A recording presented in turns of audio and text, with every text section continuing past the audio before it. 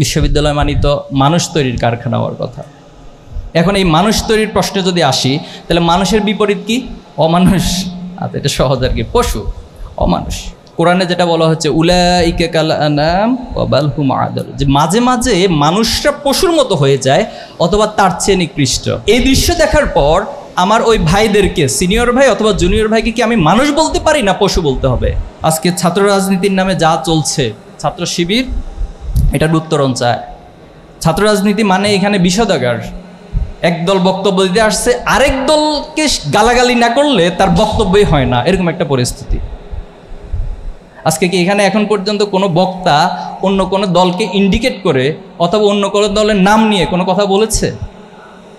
তাহলে this is the difference.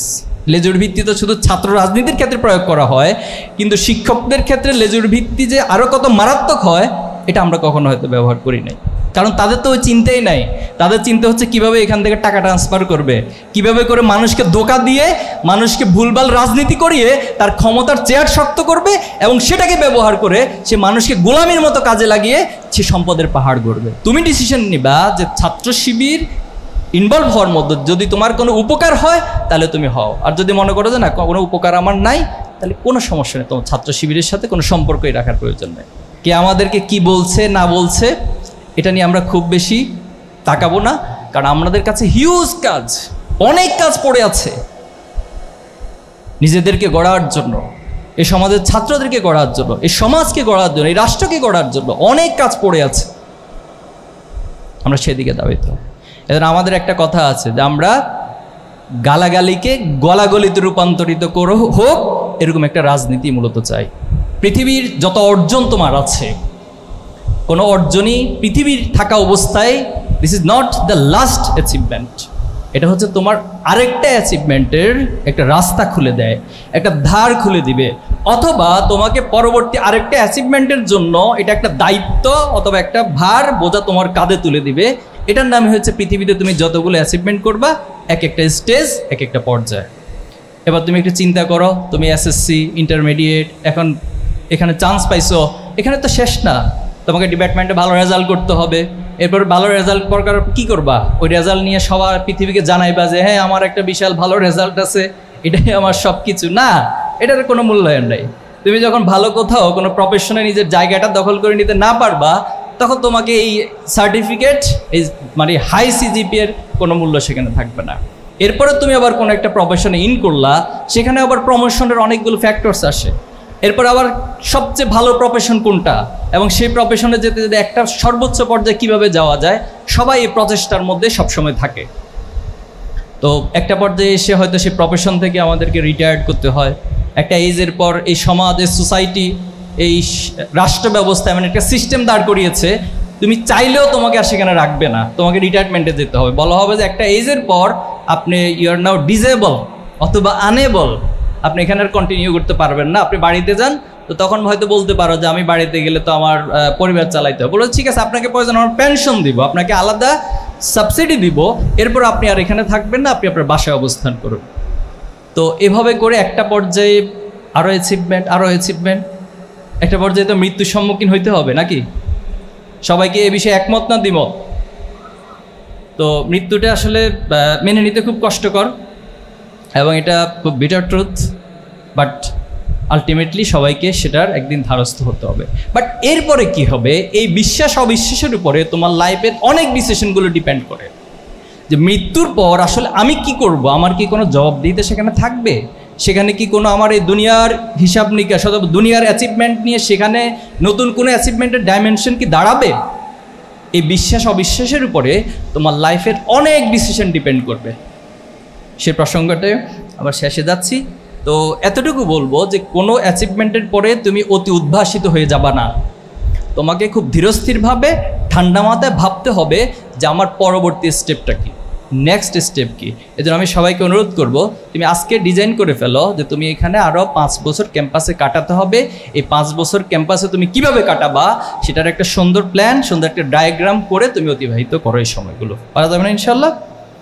এখন তোমাদেরকে জগন্নাথ বিশ্ববিদ্যালয়ে স্বাগত জানাই। Welcome to our dear campus, our beloved campus Jagannath university.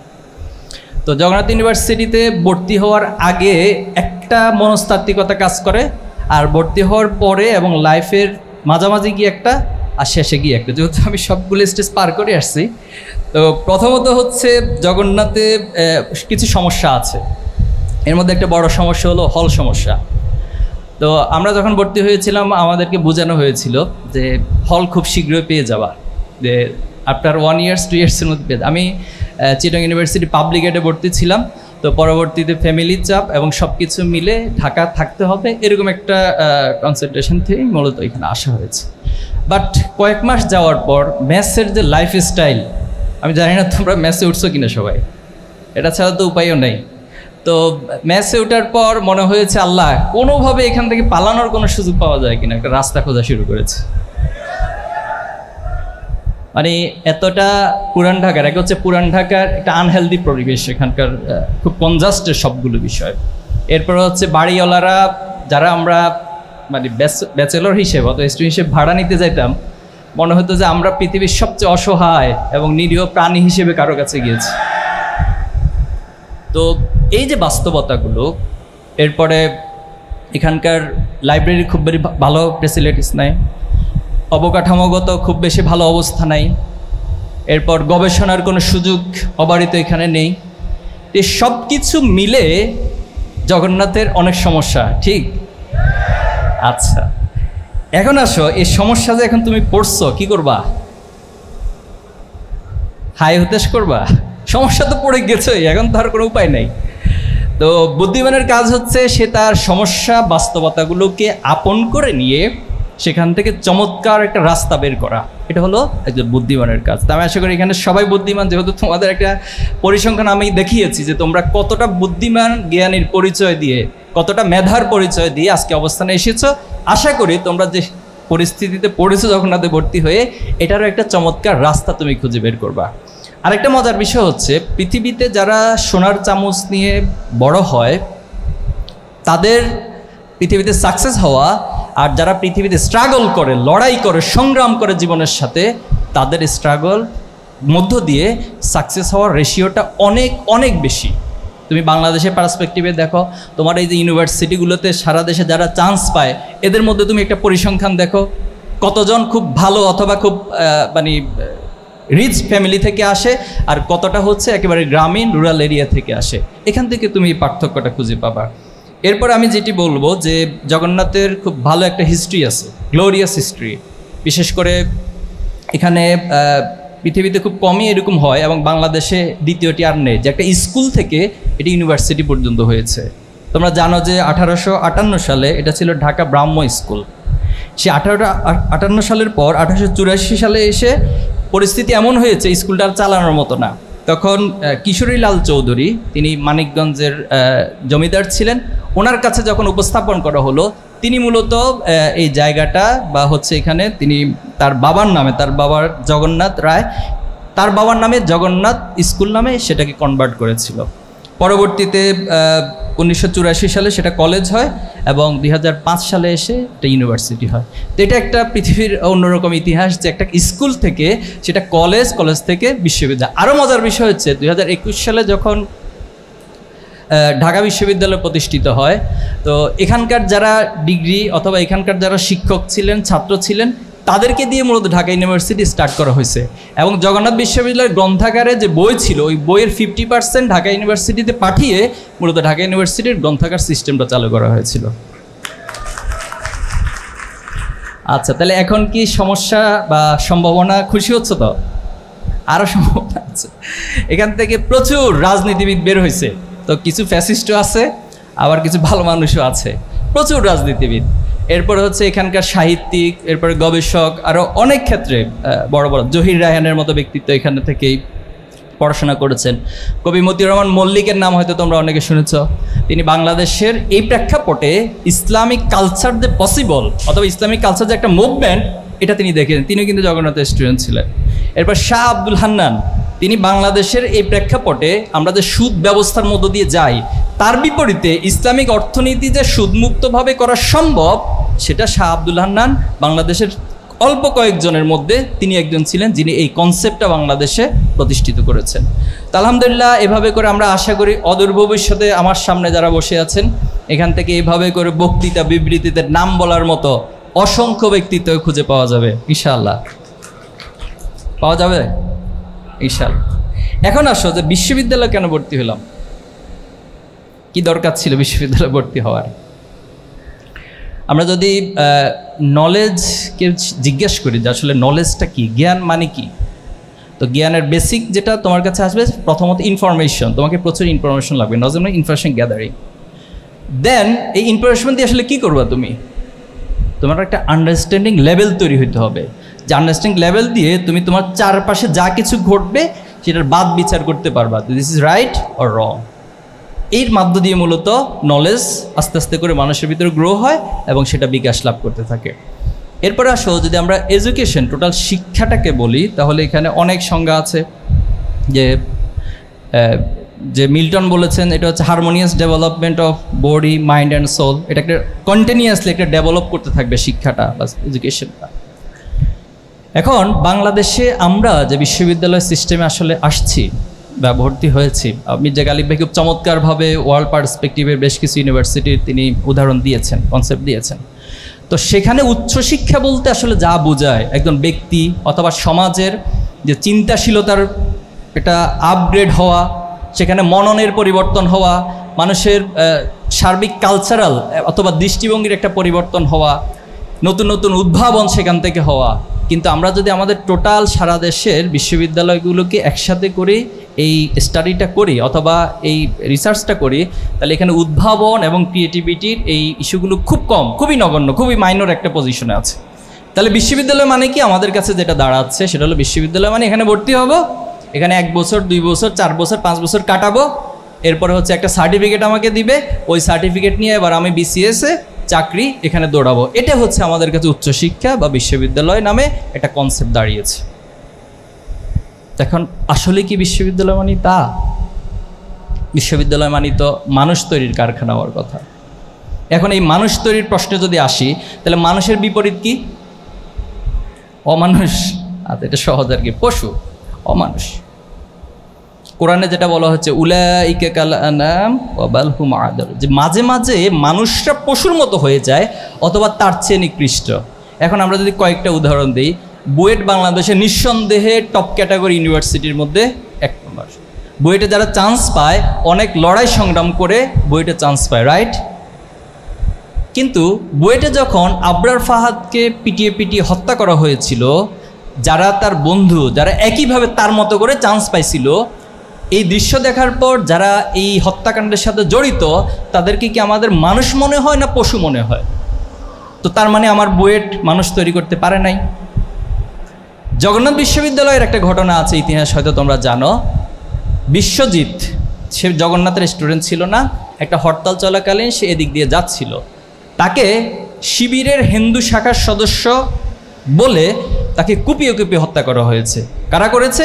আমার এই বিশ্ববিদ্যালয়েরই কিছু বড় ভাই কিছু ছোট ভাই মিলে তাকে হত্যা করা হয়েছে। তাহলে এই দৃশ্য দেখার পর আমার ওই ভাইদেরকে, সিনিয়র ভাই অথবা জুনিয়র ভাইকে কি আমি মানুষ বলতে পারি না পশু বলতে হবে? জাহাঙ্গীরনগরের উদাহরণটা খুব কমন, তোমরা জানো। সেখানে ছাত্রলীগের একজন নেতা ছিলেন, তিনি দর্শনের সেঞ্চুরি করেছেন।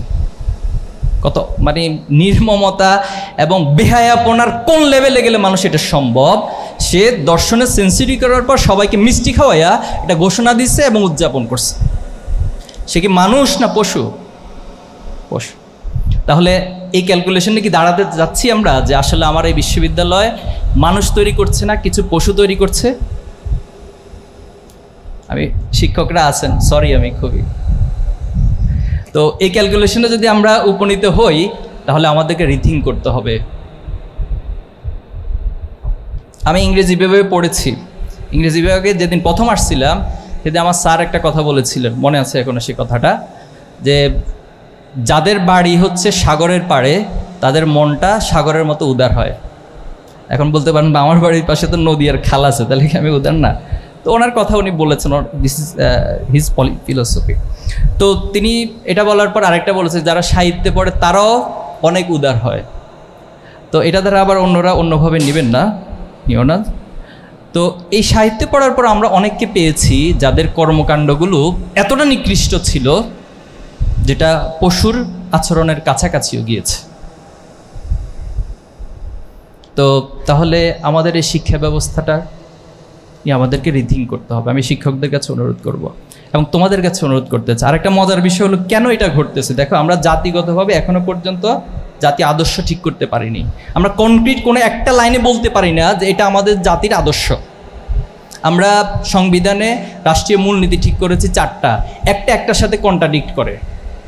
আমি যখন গণতন্ত্র বলছি আবার সেখানে সমাজতন্ত্র বলতেছি। তো গণতন্ত্র আর সমাজতন্ত্র তো পৃথিবীতে একটা দ্বিমুখী অবস্থান সবসময় বিরাজ করে। আবার সেখানে আমি বলতেছি ধর্মনিরপেক্ষ মতবাদ, আবার আরেকটা দিক থেকে বলতেছি জাতীয়তাবাদ। এটা একটার সাথে কনফ্লিক্ট করে। তো যে রাষ্ট্রের সংবিধান এবং রাষ্ট্র একটা কনফ্লিক্টিং মতাদর্শের উপরে, একটা কনফ্লিক্টিং রাষ্ট্রীয় মূলনীতির উপরে পরিচালিত হচ্ছে, তার আসলে কখনো ইউনিক আদর্শ তৈরি হয় না। এই আদর্শ তৈরি হয় নাই, এরপরে সেটার উপরে বেসড করে যে একটা শিক্ষা ব্যবস্থা হবে সেটাও হয়নি, এবং সেটার উপরে বেসড করে যে একটা শিক্ষার পরিবেশ তৈরি হবে সেটাও আমরা করতে ব্যর্থ হয়েছি। বিগত সময়ে আমরা শিক্ষকদেরকে দেখেছি লেজুর ভিত্তি তো শুধু ছাত্র রাজনীতির ক্ষেত্রে প্রয়োগ করা হয়, কিন্তু শিক্ষকদের ক্ষেত্রে লেজুর ভিত্তি যে আরও কত মারাত্মক হয় এটা আমরা কখনো হয়তো ব্যবহার করি নাই। তো এই কালচারগুলোর তো পরিবর্তন হওয়ার জন্যই 24-এর আমার আবু সাঈদ, মুগ্ধ, ওয়াসিম, শান্ত, আলী রায়হান, এই যে আমার শত শত নাম বলে শেষ করা যাবে না, হাজার হাজার ভাইরা জীবন দিয়েছেন। জগন্নাথ বিশ্ববিদ্যালয়ের একরামুল হক সাজিদ জীবন দিয়েছে। তাহলে জীবন দেওয়ার পরেও আমরা কি আমাদের আগের সেই ধারার মধ্য দিয়ে যাব, নাকি আমাদের মধ্যে একটা পরিবর্তন হওয়া দরকার? পরিবর্তন হওয়া দরকার না? অবশ্যই পরিবর্তন হওয়া দরকার। আজকে ছাত্র রাজনীতির নামে যা চলছে, ছাত্র শিবির এটার উত্তরণ চায়। ছাত্র রাজনীতি মানে এখানে বিষোদাগার। একদল বক্তব্য দিতে আসছে, আরেক দলকে গালাগালি না করলে তার বক্তব্যই হয় না, এরকম একটা পরিস্থিতি। আজকে কি এখানে এখন পর্যন্ত কোনো বক্তা অন্য কোনো দলকে ইন্ডিকেট করে অথবা অন্য কোনো দলের নাম নিয়ে কোনো কথা বলেছে? তাহলে দিস ইজ দ্য ডিফারেন্স। আমি মাঝখানে মালয়েশিয়া এবং তুর্কি সফরে গিয়েছিলাম।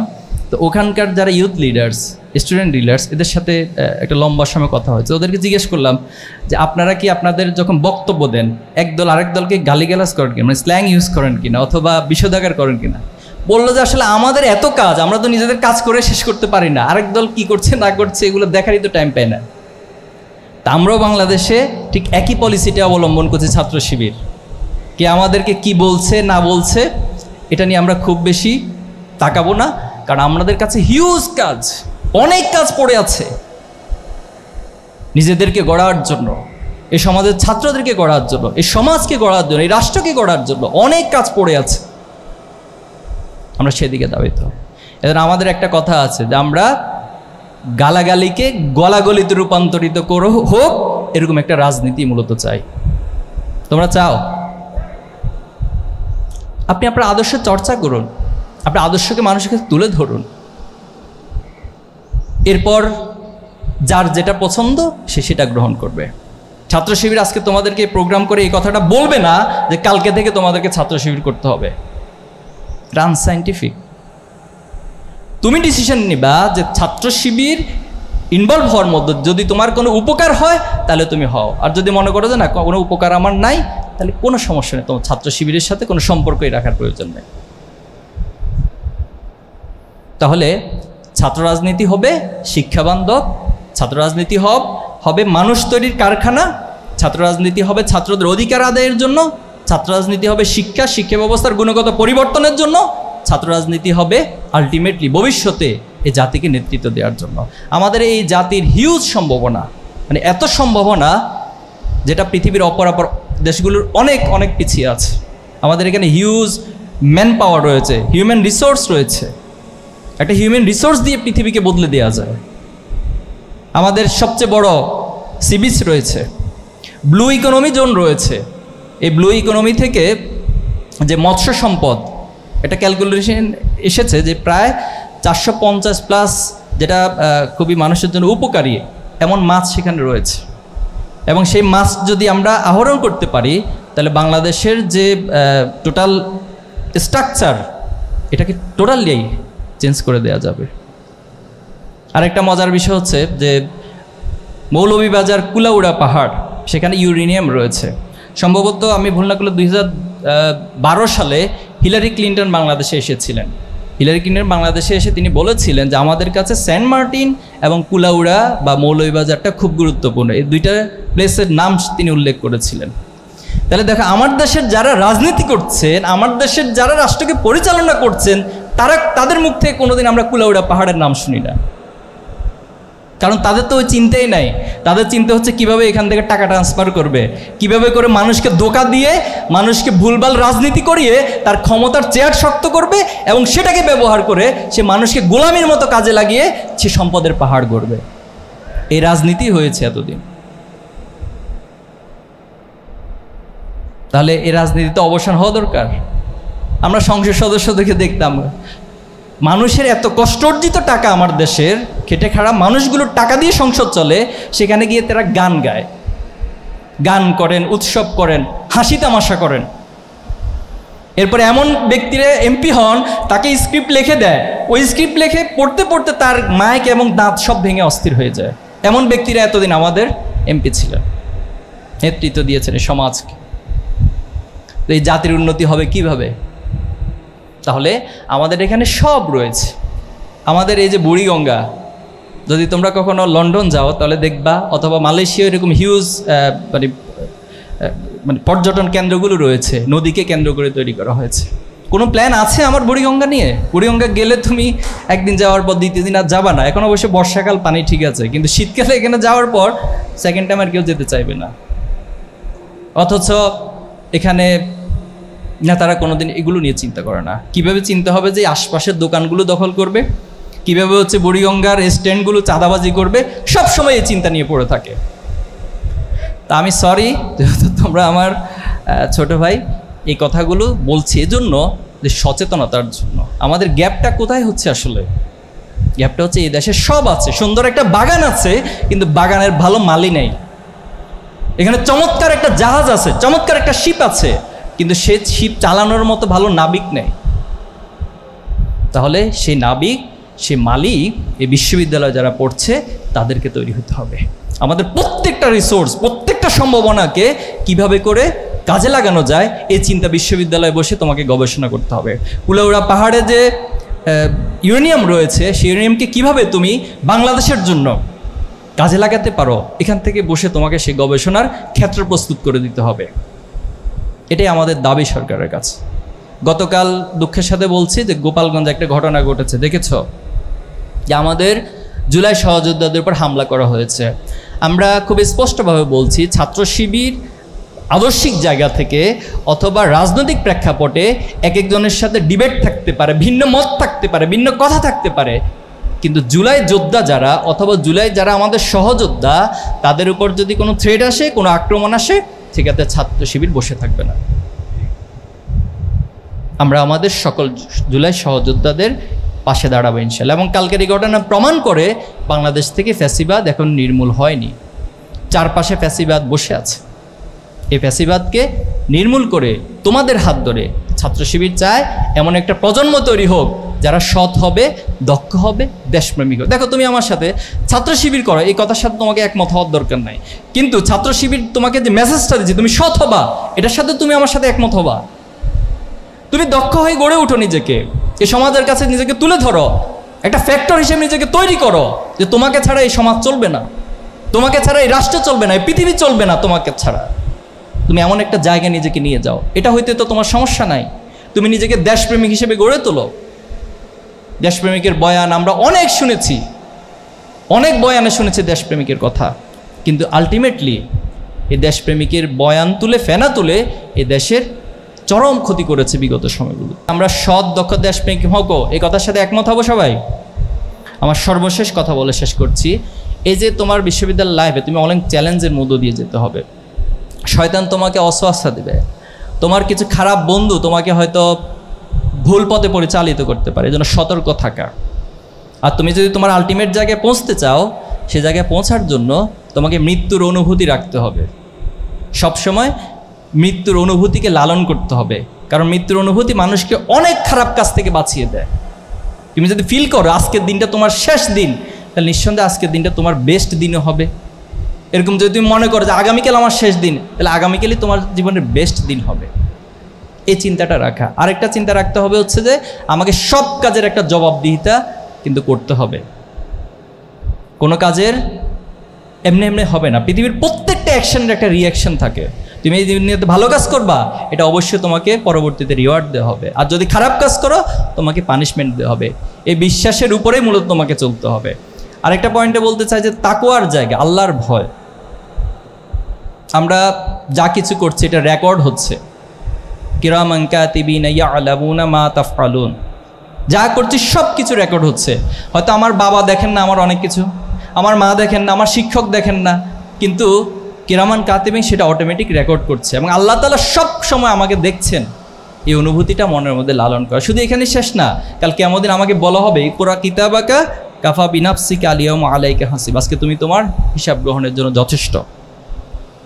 এবং যখন মানুষ হিসেবে আমরা নিজেকে ডিফেন্স করার চেষ্টা করবো, আমরা বলবো যে আল্লাহ আমি তো এটা করি নাই, এটা আমার নামে ভুল লেখা হয়েছে, তখন আল্লাহ তাআলা আরেকটা আয়াত দিয়ে সেটাকে বলবেন যে আলিয়াউমা নাখতিমু আলা আফওয়াহিহিম ওয়া তুকাল্লিমুনা আইদিহিম ওয়া তাশহাদু আরজুলুহুম বিমা কানু ইয়াকসিবুন। আজকে তোমার হাত সাক্ষ্য দিবে। একটু চিন্তা করো তো, কাল কিয়ামতের দিন যদি এই হাত সাক্ষ্য দেওয়া শুরু করে, এই হাত দিয়ে কখন কোথায় কি কাজ করেছি, এ পা যদি সাক্ষ্য দেওয়া শুরু করে, এ পা দিয়ে কখন কোথায় কি কাজ করেছি, তাহলে সেটা আমার জন্য কতটা ভয়ানক হয়ে যাবে। তাহলে এই অনুভূতিগুলোর মধ্য দিয়ে আমার যে চ্যালেঞ্জগুলো রয়েছে, সেই চ্যালেঞ্জ আমি মোকাবিলা করবো। আমি আবারও তোমাদেরকে ভবিষ্যতে যদি সুযোগ হয় তোমাদের সাথে ইনডোরে অনেক গল্প আছে, এই গল্পগুলো করব, অনেক ইস্যু নিয়ে কথা আছে, সেটা বলবো। আজকে এতটুকুই বলে শেষ করতে চাই যে আগামী দিনে এই দেশ, এই রাষ্ট্র, এই সমাজকে গঠন করার জন্য তোমরা নিজেদের সর্বোচ্চ যোগ্য দক্ষ হিসেবে গড়ে তুলবা। পারা যাবে না ইনশাল্লাহ। আজকের আয়োজনের জন্য ইসলামী ছাত্র শিবির জগন্নাথ বিশ্ববিদ্যালয়কে ধন্যবাদ জানাচ্ছি, এবং উপস্থিত সবাইকে আবারও ধন্যবাদ জানিয়ে আমার কথা এখানে শেষ করছি। আসসালামু আলাইকুম রহমতুল্লাহি ওয়া বারাকাতুহু।